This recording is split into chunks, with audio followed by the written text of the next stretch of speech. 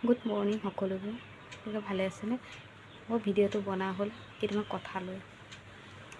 মানুহে যে মই সেইকেইজনী মাইকী মানুহৰ কথা কোৱা নাই যিকেইজনী আগৰ পৰাই বেয়া।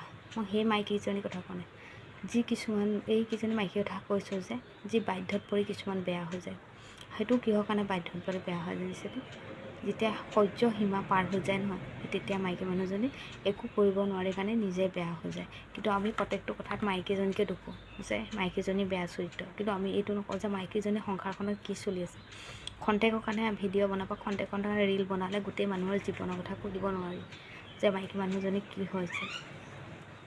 এজনী মাইকী মানুহ বেয়া হ'লে বুলি সকলো মানুহে মাইকী মানুহজনীকে আঙুলি দিয়ে যে মাইকীজনী কিবা এটা আছে। মাইকীজনী যদি সহ্য কৰিব নোৱাৰি মাকৰ ঘৰলৈ গৈছে, তেতিয়াও কয় যে তাই কিবা আছিলে সেইটো কাৰণে মাকৰ ঘৰলৈ গৈছে। কিন্তু তাই ঘৰখনত যে কি হৈ আছে, তাই যে কেনেকুৱা পৰিস্থিতিত পাৰ কৰিছে সেইটো কথা কোনো নাজানে।